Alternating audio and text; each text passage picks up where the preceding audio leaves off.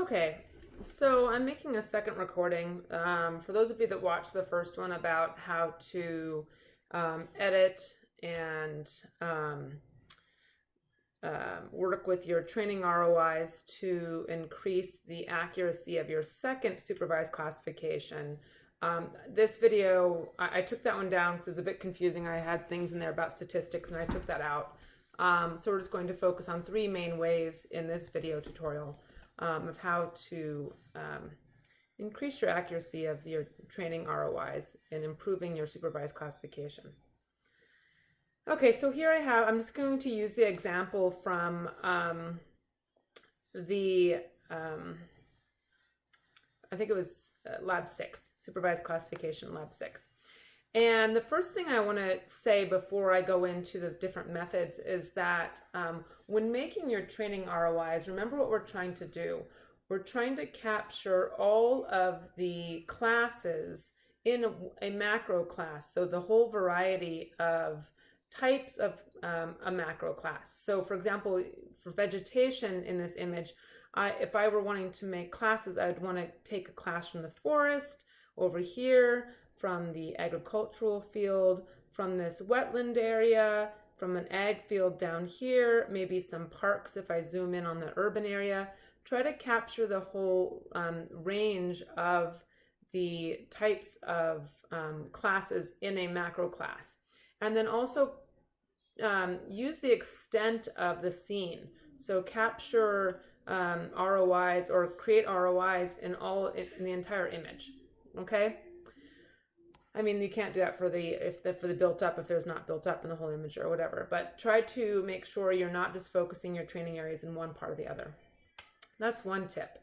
A second tip is use the region growing ROI creator and not the create an ROI at the polygon if you can. The purpose of this is because you can set the spectral distance of the pixels it will choose to put in a class, and that makes the class more spectrally pure. You'll have a lower standard deviation and less overlap between macro classes within a macro class. Okay? So those are two tips for creating good ROIs from the beginning. Now I'm going to go into a couple of ways that you can improve your classification. The first one is using this preview tool, and I know that we've used the preview tool, so some of these tips we've used in the labs, and I've kind of incorporated them into some of the steps in the labs, and we're putting them together here. So remember to always do a preview, and what I'm going to show you here is you can go into the SCP menu and you can look at the different algorithms for classifying an image. And so we'll start, the default is maximum likelihood, but you can look at the classification for all of your images, or you can look at the preview. You can preview for the different algorithms for your image before you run it for the entire image. So let's do a preview of right here. And this is the minimum distance. It might be slow. And what you'll do after you run it with each preview is you'll check it and uncheck it and see if it is accurately classifying your image. Okay, so here we have, I'm going to change the color of this really quickly. Okay, and change, this is built up. Oh, what am I doing? We'll do built up as red. We'll do water as blue. And we'll do bare soil as tan. Okay, so it'll make more sense. Okay, so this is not changed.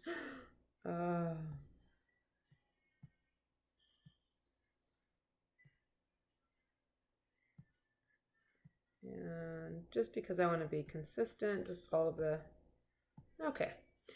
So here we have the classification, and we can zoom in. This is minimum distance. It looks pretty good actually. And what you'll do is you'll check and uncheck it. Looking, I usually try to find a specific spot, like, okay, I know this is, let's take a look. I know this is built up or some kind of urban, or maybe it's a bare field. This is a bare field. Let's see how it's classified. So it's pretty mixed there. We got some bare field and built up. And we know that from Lab 6 that a lot of the bare fields were misclassified as built ups. So that's what we're looking for here is misclassifications.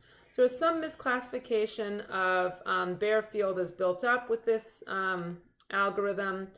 There's also some misclassification of water, or actually of vegetation as water. A lot of this is vegetation instead of being water. It is a wetland though, so it's kind of hard to differentiate. And so that's two common misclassifications. So here's what the minimum distance looks like. You can, and it's not bad. I don't think it's actually a bad algorithm. You'll go into, back into the classification and change this to maximum likelihood. And just click refresh and it'll run this same spot as maximum likelihood. And then you'll do the same process and run it as spectral angle mapping. Okay, so you're doing a preview using 3 different algorithms. So completely different classification here. And you can see there is some pattern from the bare fields. The bare fields, there's a lot of vegetation. Here I'll do the same symbology here. Water's blue.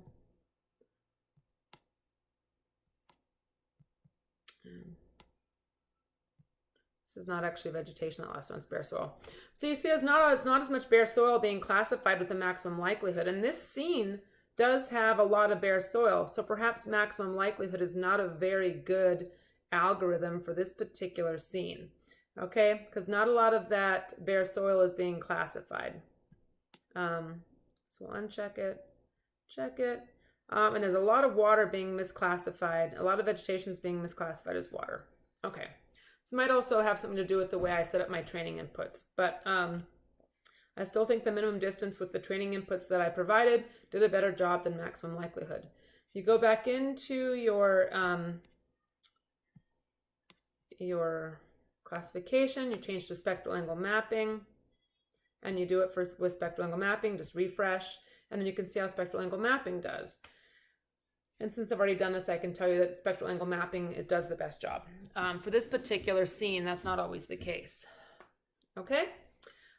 So that's one way to improve your classification is to use an algorithm that does the best job for your particular scene with your training inputs. In this case, I think it's spectral angle mapping.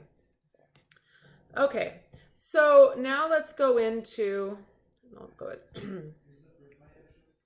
Go ahead and change these colors really quickly. We're done with the preview for now, but you will use it again when you are looking. I'm going to say there's one other thing you want to do with this preview, and what you can do, and this I did mention this in the labs. If you notice that one of your classes or macro classes is being misclassified commonly, like for example, some of the bare fields are being classified as built up, especially the grayer areas of the bare fields, these really highly reflective ones. You can go in and go back to your SCP training input and create some more ROIs, selecting these gray areas that you know are being misclassified as built up and assign them as bare soil. That's one thing you can do. Okay. If we weren't just sticking to 4 classes, you could create another class called stubble or something to differentiate it from bare soil and built up and give it its own unique macro class. All right, so that's the first step is just manual creation of more ROIs when you notice that your preview is showing you that a macro class is being consistently misclassified.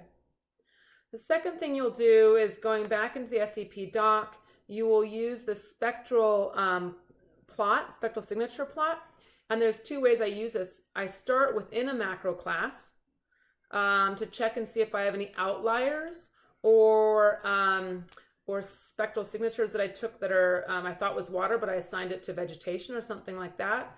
And then after I've looked at the spectral signatures for each macro class, I'll put all of them in for macro class, I'll compare them. Like I'll compare the water macro class with the built up macro class, or two that I think are similar. In this case, it would be built up and bare soil. So let's take a look at the water spectral signature. See how I selected, and I'll show you how I select these. You grab it and shift and unselect, or shift and select. Okay? It just zoomed to that. I don't know if you know that, but you can double click on one and it'll zoom to it. So that's what it did. All right, so now that I've selected or highlighted these, I will click on this, add highlighted signatures to spectral signature plot. And it opens up my spectral signature plot. And the first thing I see is that I have really two distinct areas, or two distinct plots here. I have some signatures that are plotted down here, and then I have a bunch of signatures that are plotted up here, and they don't really look like water. What I know about water and what you should remember from class when we looked at the spectral signatures is that water really does plot kind of like a flat line. There's some absorption, around blue and green, and maybe a little bit around, not really, near infrared, it actually completely reflects it. So maybe a little bit around blue and green, and then depending on how much sediment, you might get a little bit in the near infrared and red, if it's sediment-laden water. You should not get signatures like this. This indicates that perhaps you made a big ROI, and your region of interest included some vegetation. This is really much more indicative of a vegetation spectral curve. Okay. This was something I did intentionally. I was trying to get some of that river, and the river had a lot of vegetation around it. So a lot of my ROIs have vegetation, and that's what that's showing. Another thing I want to point out is these dashed lines here. They correspond to the bands of Sentinel-2 that we loaded in here. And so everywhere where there's a band, when you're checking to see if there's a difference between one macro class and another, it's really nice to check these dashed lines and say, okay, there's a big difference out here at this band. This is band 2, 4, 6, 8, band 9, between this particular signature and this particular signature. So you could differentiate if this was two macro classes. In this case, it's all water, except for the stuff that I grabbed for these pixels and made this training input for is not actually water. So what I'm going to do, and what you can do if you see something like this, or if you feel like you grabbed some made some training ROIs that aren't don't reflect your land cover, you can remove them from your training input, but you want to identify them on your spectral signature. So let's go through. I know it says purple because none of the ones down here. I want to keep these greens and maybe this blue. So I'm going to see it's water number 10. I'm going to check and uncheck it. See, it's that big one. See the pink line that disappears, and then the standard deviation is that kind of shadowed area. Very big standard deviation because it wasn't spectrally pure. So I'm going to take that one, number 10, and probably remove that. Number 9 is that purple. That's definitely something that's I don't want to keep. See how much standard deviation there is around that purple line. And when you have a spectral signature with that much standard deviation, and say I had plotted the built up on here, or maybe the dark vegetation, especially the dark vegetation, it's going to overlap a lot with this spectral signature for the water. And then it's harder for that class to be, or it's easier for that class to be, to create errors in the classification when there's overlap in your training ROIs. So I see that this one especially, and that's number 9. My class ID is number 9. I want to remove that. Number 8, that's that green. I'd remove that one. I'd remove 7. And I just go through, and I know that I created a lot from that area that was around the river. And so I'm going to keep number 3. There you go. And number 2 has a lot of standard deviation too. So for number 3, there you go. So I only kept 1 here, which is not the way I would actually normally do it. If you remove this many, you would have to go back and create more training areas for your water. But this is what water should look like. Yes, there's some variations in water, especially of sediment-laden water and very clear water, deep and shallow and things like that. But if you know that you've grabbed some water that perhaps is not representative of all of your water, don't keep all of the spectral signatures. I feel comfortable with maybe 1 and 2, and yes, there's some large standard deviation. But if you see that you're getting more spectral signatures that are coming out in an area that's not indicative of what your land cover is, take a look and see if you grabbed the wrong pixels. Okay, so that's one thing you can do. And then the second thing that I want to show you is looking at the standard deviation. I talked about standard deviation, and you can really see it here. When you create an ROI by using the polygon tool, you are more likely to get large ROIs or large standard deviation in your ROI. And how you check that is clicking on signature detail. So you can see here my standard deviation is 114, which you could see that on that graph. Jody did, yeah. So there's a large standard deviation here. And for one training ROI, you want to have as small a standard deviation as possible, meaning you want to have a spectrally pure training ROI. You can have many different training ROIs, but each training ROI should have a small standard deviation for its pixel spectral signature as possible. Okay? So that's another thing you want to look at. What's your standard deviation for your training ROIs? The third thing you can look at is your spectral distance. And this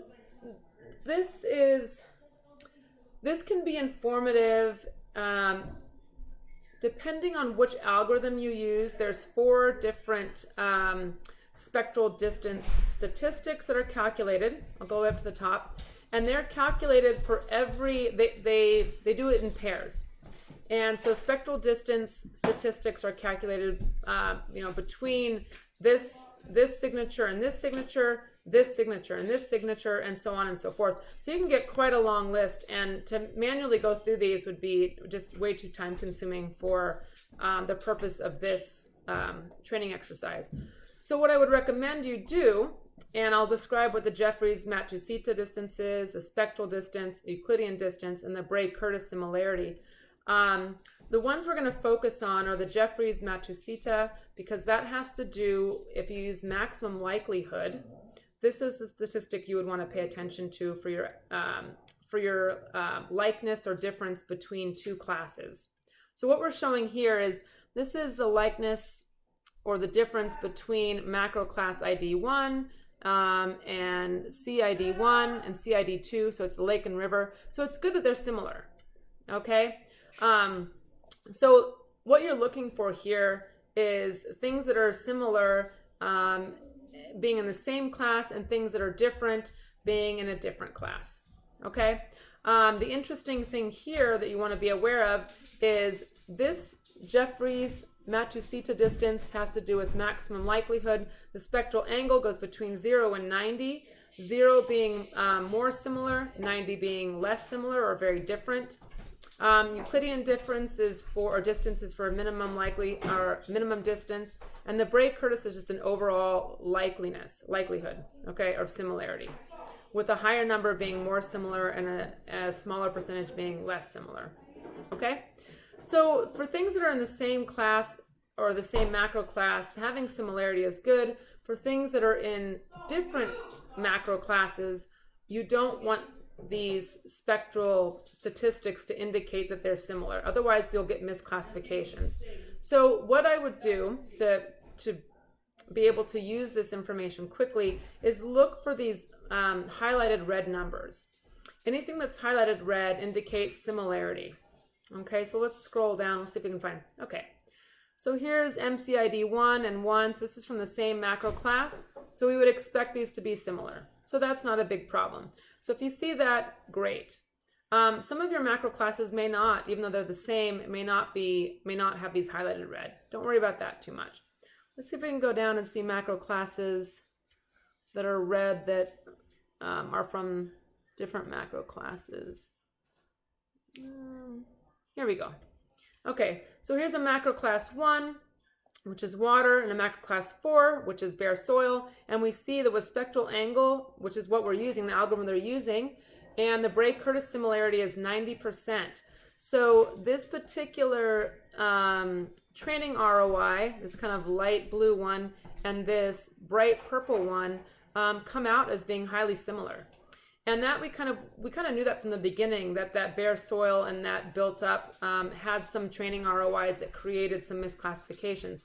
So you could decide, you could go in and identify this one. This is CID 4, CID 32, and you could decide if you wanted to delete one of these or delete both of them, and that will help with some of that overlap, and then recreate some ROIs. So it's a pretty intensive process to go through and check all of them. So like I said, just look for ones that are highlighted red and that have different macro class IDs. And then in that case, decide if you want to delete those two training ROIs that are overlapping. Okay, here's another one with break curve similarity of 90, macro class 1, macro class 4, so bare soil and water actually. I think that other one was bare soil and water too, which seems weird to me, but okay, so that's how you use the spectral distances tab and the signature details for your standard deviation and your plot to evaluate your spectral signatures and to edit them for a more accurate second classification.